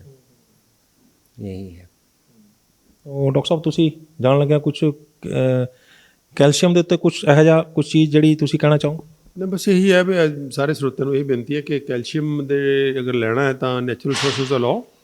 ਉਹਦੇ ਨੈਚੁਰਲ ਸੋਰਸਿਸ ਤੁਹਾਡੇ ਹੈਗੇ ਨੇ, ਤੁਹਾਡੇ ਨਟਸ ਨੇ, ਤੁਹਾਡੇ ਹੋਲ ਗ੍ਰੇਨਸ ਨੇ ਵਿੱਚ ਕੈਲਸ਼ੀਅਮ ਹੈ, ਤਿਲ ਹੈ, ਅਲਸੀ ਹੈ, ਚੀਆ ਸੀਡਸ ਹੈ, ਰਾਗੀ ਹੈ, ਮਿਲਟਸ ਹੈ, ਇਹ ਰਿਚ ਸੋਰਸਿਸ ਨੇ। ਔਰ ਇਹ ਉੱਦਾਂ ਦੀਆਂ ਸੋਰਸਿਸ ਨੇ ਜਿੱਥੋਂ ਆਪਾਂ ਕੈਲਸ਼ੀਅਮ ਲਵਾਂਗੇ ਤਾਂ ਐਕਸੈਸ ਨਹੀਂ ਜਾਏਗਾ ਕੈਲਸ਼ੀਅਮ। ਜੇ ਚਲਾ ਵੀ ਜਾਏਗਾ ਤਾਂ ਨੁਕਸਾਨ ਨਹੀਂ ਕਰੇਗਾ, ਜਾਂਦਾ ਹੀ ਨਹੀਂ ਐਕਸੈਸ, ਬਾਡੀ ਐਕਸੈਪਟ ਹੀ ਨਹੀਂ ਕਰਦੀ, ਬਾਡੀ ਇਹਨਾਂ ਦੇ ਕੈਲਸ਼ੀਅਮ ਨੂੰ ਐਕਸੈਪਟ ਹੀ ਨਹੀਂ ਕਰਦੀ। ਜੇ ਆਪਾਂ ਲੈ ਚਲਾ ਜਾਏਗਾ ਤੇ ਐਕਸੈਪਟ ਨਾ ਵੀ ਕਰੇਗੀ, ਉਹ ਅੰਦਰ ਜਮਾਉਂਦੀ ਨਹੀਂ ਹੈਗੀ। ਨਿਕਲ ਜਾਏਗਾ, ਹਾਂ ਨਿਕਲ ਜਾਏਗਾ, ਨਾਲ ਦੀ ਨਾਲ ਨਿਕਲ ਜਾਏਗਾ, ਉਹਨਾਂ ਕੁ ਹੋਏਗਾ। ਲੇਕਿਨ ਜਿਹੜੀਆਂ ਅਨਨੈਚੁਰਲ ਰਿਸੋਰਸਿਸ ਨੇ, ਜਿਹੜੀਆਂ ਗੋਲੀਆਂ ਖਾਣਾ ਫਰਦਾਰਨ ਦੇ ਤੌਰ 'ਤੇ, ਗੋਲੀਆਂ ਖਾਂਦੇ ਬੰਦੇ ਤਾਂ ਮੈਂ ਬਹੁਤ ਪੱਥਰੀ ਤੋਂ ਸਫਰ ਕਰਦੇ ਦੇਖੇ ਆ। ਸਾਡਾ ਇੱਕ ਫਾਰਮਾਸਿਸਟ ਹੁੰਦਾ ਸੀਗਾ। चंडीगढ़ में भारत का पहला इंटीग्रेटेड मेडिकल साइंसेज का हॉस्पिटल शुरू किया गया है जिसका नाम हिम्स रखा गया है, hospital and institute of integrated medical sciences, जहां एलोपैथी, आयुर्वेद, होम्योपैथी, नेचुरोपैथी सब एक ही साथ पेशेंट को ठीक करने के उद्देश्य से काम करती है सारी पैथी। इसमें डॉक्टर विष्णुरूप राय चौधरी, डॉक्टर अमर सिंह आजाद, डॉक्टर अवधेश पांडे, आचार्य मनीष, डॉक्टर खादर फली और इन सब की पूरी नॉलेज, ट्रेनिंग और एजुकेशन को यूज किया जा रहा है। लीवर फेल हो, किडनी खराब हो, हार्ट की प्रॉब्लम हो, जोड़ों का दर्द हो, ऑटो इम्यून डिजीज हो, स्टेज 4 कैंसर हो, कोई भी ऐसी बीमारी जो डॉक्टर ने आपको लाइलाज बताई हो या आपको कोई ऑपरेशन बताया हो, तो आप हिस हॉस्पिटल हिम्स में संपर्क कर सकते हैं और बीमारी की जड़ पर काम कर सकते हैं। रहना, खाना, पीना सब अरेंजमेंट है। 70 बेड का यह हॉस्पिटल भारत में अपनी तरह का एकमात्र ऐसा हॉस्पिटल है जहां पर पेशेंट को ठीक किया जाता है, पेशेंट को नॉलेज दी जाती है, पेशेंट को पढ़ाया जाता है, पेशेंट को एजुकेट किया जाता है कि कैसे आपको अपनी बीमारी से खुद ही लड़ना है, यानी कि अपना डॉक्टर खुद बनना है, बी योर ऑन डॉक्टर। तो आज जरूरत है ऐसे हिम्स के हॉस्पिटल और क्लिनिक्स की। अभी भारत में पटियाला में, जीरकपुर, चंडीगढ़, डेराबस्सी और दिल्ली में 14 क्लिनिक शुरू हो चुके हैं जहां पर सिर्फ खाना पीना और लाइफस्टाइल को ठीक करके बीमारियों को रिवर्स करना सिखाया जाता है। और एक हॉस्पिटल डेराबस्सी जो चंडीगढ़ में है वो शुरू हो चुका है। ये सब हिम्स के नाम से काम कर रहे हैं। तो अगर आप भी किसी गंभीर बीमारी से परेशान हैं तो जल्द संपर्क करें हिम्स हॉस्पिटल चंडीगढ़ में। ਉਹ ਸਾਡੇ ਉਦੋਂ ਮਿੱਠੀਆਂ ਗੋਲੀਆਂ ਹੁੰਦੀਆਂ ਸੈਂਡੋਜ਼ ਕੈਲਸ਼ੀਅਮ, ਮਿੱਠੀ ਹੁੰਦੀ ਸੀ, ਉਹ ਚਿਊਏਬਲ ਸੀ। ਉਹ ਬੰਦਾ ਬੱਠਾ ਰੋਜ਼ 2-3 ਗੋਲੀਆਂ ਚੱਪ ਜਾਂਦਾ ਸੀ, ਬੱਠਾ ਫਾਰਮੇਸੀ ਮੁਫਤ ਦੀਆਂ ਆਈਆਂ ਸੀ। ਔਰ ਮੇਰਾ ਸਾਲ ਬਾਅਦ ਸਾਰੇ ਗੁਰਦੇ ਦੇ ਪੱਥਰੀਆਂ ਨਾਲ ਭਰ ਗਏ। ਅਤੇ ਮੈਂ ਤੂੰ ਕੀ ਕੀਤਾ ਕੀ ਹੋਇਆ? ਕਹਿੰਦਾ ਜੀ ਮੈਂ ਗੋਲੀਆਂ ਖਾਂਦਾ ਸੀ, ਉਹ ਜਿਹੜੀਆਂ ਕੈਲਸ਼ੀਅਮ ਦੀ ਗੌਰਮੈਂਟ ਸਪਲਾਈ ਸੀਗੀ। ਉਹ ਬੱਠਾ ਓਪੀਡੀ ਮਰੀਜ਼ਾਂ ਨੂੰ ਵੰਡਦਾ ਸੀਗਾ, ਨਾਲ ਆਪ ਖਾਈ ਜਾਂਦਾ ਸੀ। ਮਾਲ ਪਰਾਇਆ, ਪੇਟ ਤਾਂ ਆਪਣਾ ਸੀ। ਤੋ ਇਸ ਕਰਕੇ ਜਿਹੜਾ ਗੋਲੀਆਂ ਦਾ ਕੈਲਸ਼ੀਅਮ ਖਾਣ ਦਾ ਜਿਹੜਾ ਤਰੀਕਾ ਤਾਂ ਬਿਲਕੁਲ ਹੀ ਗਲਤ ਹੈ, ਅਤੇ ਦੁੱਧ ਵਾਲਾ ਤਰੀਕਾ ਵੀ ਗਲਤ ਹੈ। ਤੋ ਇਸ ਕਰਕੇ ਜਿਹੜਾ ਠੀਕ ਤਰੀਕਾ ਤਾਂ ਬਾਕੀ ਜਿਹੜੇ ਨੈਚੁਰਲ ਫੂਡਸ ਨੇ ਉੱਥੋਂ ਹੀ ਕੈਲਸ਼ੀਅਮ ਲੈਣਾ ਚਾਹੀਦਾ ਆਪਾਂ ਨੂੰ। ਡਾਕਟਰ ਸਾਹਿਬ ਤੁਸੀਂ ਟਿਪ ਆਫ ਦਾ ਇੰਟਰਵਿਊ को देना चाहोगे? तो अक्सर मैं ਤੁਹਾਨੂੰ ਪੁੱਛਦਾ ਹੁੰਦਾ जो भी खाएं अगर नेचुरली अवेलेबल है वो आपके लिए अच्छा है। जो अननेचुरली अवेलेबल है अवॉइड करें तो ज़्यादा अच्छा है। अगर दूध पीना है तो माँ का ही पिए एक उम्र तक, उसके बाद किसी और की माँ का दूध मत पिए। फेवरेट है sprouts. Sprouts rich source of calcium है। जी, anything that is sprouting rich source. और यूटिलाइजेबल कैल्शियम है, वो इतना सॉल्युबल कैल्शियम है, बायो अवेलेबल कैल्शियम है कि बॉडी को जितना चाहिए वो एकदम से ले लेगी बॉडी। स्प्राउट्स आपके फेवरेट हैं और स्प्राउट ही आप चाहते हैं कि उन लोगों को दिया जाए, लेकिन जिन लोगों के अंदर यूरिक एसिड ज़्यादा बन रहा है तो उनको आप स्प्राउट कैसे दे दोगे? यूरिक एसिड पे हमें एक और वीडियो बनाना चाहिए। हमारे ख्याल से वेरी पुअरली अंडरस्टूड एसिड है ये, और ये कैसे बढ़ता है, कैसे कम होता है, कैसे इसको कम किया जाए।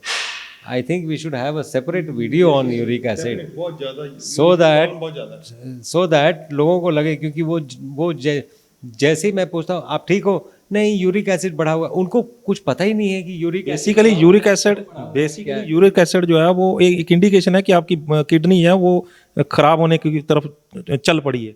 और भी बातें, किडनी तो एक बात है ही है, आपका डाइट रेगुलेटेड नहीं है, कई ऐसे एडेंडा आप ले रहे हैं जिससे यूरिक एसिड बढ़ रहा है, और यूरिक एसिड वो जो फ्री यूरिक एसिड है। नहीं, मैं ये बोल रहा हूँ कि जिन लोगों का यूरिक एसिड बढ़ रहा है, अभी वो तो बढ़ रहा है, ठीक है, उन लोगों को स्प्राउट खाने चाहिए या नहीं चाहिए? बस ये जाते जाते ये बता दें। नहीं, वो खा सकते हैं, लेकिन वो एक ये तरीके से चलना पड़ेगा, तो उससे यूरिक एसिड भी नहीं बढ़ेगा, स्प्राउट खा के भी नहीं बढ़ेगा और वो ठीक भी होंगे। बिल्कुल बिल्कुल। ये हीलिंग फूड्स हैं, इसी में फाइटोन्यूट्राइंट्स हैं जो आपको हील करेंगे, तो उसके तरीके हैं। इसलिए यूरिक एसिड पे हमारे ख्याल से सर एक सेपरेट वीडियो होना ज़रूरी है। बहुत धन्यवाद आपका, आपने एक बेशकीमती जानकारी जो हमारे दर्शकों को दी है।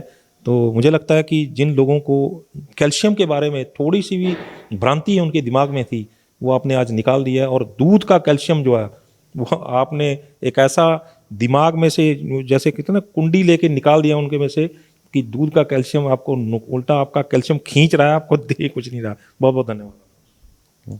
थोड़ा ही बहुत धन्यवाद जी। ਸੋ ਸਨ ਡਾਕਟਰ ਅਮਰ ਸਿੰਘ ਆਜ਼ਾਦ ਤੇ ਡਾਕਟਰ ਅਵਧੇਸ਼ ਪਾਂਡੇ, ਜਿਨ੍ਹਾਂ ਨੇ ਸਾਨੂੰ ਕੈਲਸ਼ੀਅਮ ਦੇ ਸੰਬੰਧੀ ਅਜਿਹੀ ਜਾਣਕਾਰੀ ਦਿੱਤੀ ਹੈ ਜਿਹੜੀ ਸਾਡੀ ਜਿਹੜਾ ਭਰਮ ਤੋੜ ਦਿੱਤਾ ਹੈ ਕਿ ਦੁੱਧ ਦੇ ਕੈਲਸ਼ੀਅਮ, ਦੁੱਧ ਤੋਂ ਬਿਨਾ ਸਾਨੂੰ ਹੋਰ ਕਿਸੇ ਚੀਜ਼ 'ਚੋਂ ਕੈਲਸ਼ੀਅਮ ਮਿਲਦਾ ਹੀ ਨਹੀਂ ਹੈ। ਅੱਜ ਇਹ ਭਰਮ ਟੁੱਟਿਆ ਹੈ ਕਿ ਦੁੱਧ ਕੈਲਸ਼ੀਅਮ ਦੇ ਨਹੀਂ ਰਿਹਾ, ਦੁੱਧ ਉਲਟਾ ਬਾਡੀ ਦੇ ਅੰਦਰੋਂ ਕੈਲਸ਼ੀਅਮ ਖਿੱਚ ਰਿਹਾ ਹੈ। ਤੇ ਕਿਸੇ ਭਰਮ 'ਚ ਨਾ ਰਹੋ, ਕਿਤੇ ਦਿਮਾਗ 'ਚ ਇਹ ਪਾ ਕੇ ਨਾ ਰਹੋ ਕਿ ਦੁੱਧ ਤੁਹਾਨੂੰ ਜਿਹੜਾ ਉਹ ਬਚਾ ਰਿਹਾ, ਤਾਕਤਵਰ ਕਰ ਰਿਹਾ। ਦੁੱਧ ਤੁਹਾਡਾ ਨੁਕਸਾਨ ਕਰ ਰਿਹਾ, ਔਰ ਉਸ ਨੁਕਸਾਨ ਤੋਂ ਬਚਣ ਲਈ ਤੁਹਾਨੂੰ ਹੋਰ ਬਿਮਾਰੀਆਂ ਦੇ ਵਿੱਚ ਜਿਹੜਾ ਉਹ ਪਾਇਆ ਜਾ ਰਿਹਾ। ਦੁੱਧ ਕੈਲਸ਼ੀਅਮ ਖਿੱਚੇਗਾ, ਹੱਡੀਆਂ ਕਮਜ਼ੋਰ ਹੋਣਗੀਆਂ, ਹੱਡੀਆਂ ਕਮਜ਼ੋਰ ਹੋਣਗੀਆਂ ਤਾਂ ਹੋਰ ਬਹੁਤ ਸਾਰੀਆਂ ਜਿਹੜੀਆਂ ਕੱਲਾ ਹੱਡੀਆਂ ਦੇ ਵਿੱਚ ਨਹੀਂ, ਹੋਰ ਬਾਡੀ ਦੇ ਅੰਦਰ, ਜਿਸ ਤਰ੍ਹਾਂ ਡਾਕਟਰ ਸਾਹਿਬ ਨੇ ਦੱਸਿਆ ਕਿ ਹਾਰਟ ਦੇ ਵਿੱਚ ਵੀ ਲੋੜ ਹੈ, ਬਲੱਡ ਦੇ ਅੰਦਰ ਵੀ ਲੋੜ ਹੈ, ਅਲੱਗ-ਅਲੱਗ ਥਾਵਾਂ ਦੇ ਉੱਤੇ ਜਦੋਂ ਕੈਲਸ਼ੀਅਮ ਦੀ ਡੈਫੀਸ਼ੀਐਂਸੀ ਆਏਗੀ ਤਾਂ ਬਾਡੀ ਅੰਦਰ ਬਿਮਾਰੀਆਂ ਨਾਲ ਭਰ ਜਾਏਗੀ। ਕਿਹੜੇ ਸੋਰਸਿਸ ਤੋਂ ਕੈਲਸ਼ੀਅਮ ਮਿਲ ਸਕਦਾ, ਅੱਜ ਇਹ ਪੂਰੀ ਵੀ ਜਾਣਕਾਰੀ ਤੁਹਾਡੇ ਸਾਹਮਣੇ ਰੱਖ ਦਿੱਤੀ ਹੈ। ਸੋ ਤੁਹਾਨੂੰ ਇਹ ਗੱਲਬਾਤ ਕਿਵੇਂ ਲੱਗੀ, ਆਪਣੀ ਰਾਏ ਸਾਨੂੰ ਸਾਡੇ ਕਮੈਂਟ ਬਾਕਸ 'ਚ ਜ਼ਰੂਰ ਦੇਣਾ। ਜੇਕਰ ਵੀਡੀਓ ਵਧੀਆ ਲੱਗੀ ਹੈ ਤਾਂ ਇਸ ਨੂੰ ਲਾਈਕ ਤੇ ਸ਼ੇਅਰ ਘਰ ਕਰ ਦਿਓ, ਕਿਉਂਕਿ ਅੱਜ ਹਰ ਬੰਦੇ ਦੇ ਦਿਮਾਗ 'ਚ ਇਹ ਹੈ ਕਿ ਦੁੱਧ ਤੋਂ ਵੱਧ ਬਿਨਾਂ ਸਾਨੂੰ ਹੋਰ ਕਿਸੇ ਚੀਜ਼ ਤੋਂ ਕੈਲਸ਼ੀਅਮ ਨਹੀਂ ਮਿਲ ਰਿਹਾ, ਤੇ ਇਹ ਜਾਣਨਾ ਜ਼ਰੂਰੀ ਹੈ ਕਿ ਦੁੱਧ ਉਲਟਾ ਕੈਲਸ਼ੀਅਮ ਖਿੱਚ ਰਿਹਾ ਹੈ।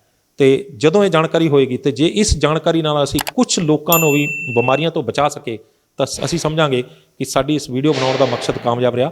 ਸਾਡੇ ਚੈਨਲ ਨੂੰ ਲਾਈਕ ਤੇ ਸਬਸਕ੍ਰਾਈਬ ਕਰਨਾ ਨਾ ਭੁੱਲਿਓ। ਅਗਲੀ ਵਾਰ ਫੇਰ ਹਾਜ਼ਰ ਹੋਵਾਂਗੇ ਇੱਕ ਨਵੇਂ ਮੁੱਦੇ, ਇੱਕ ਨਵੇਂ ਮਹਿਮਾਨ ਦੇ ਨਾਲ। ਉਦੋਂ ਤੱਕ ਮੈਨੂੰ ਦਿਓ ਇਜਾਜ਼ਤ। ਧੰਨਵਾਦ।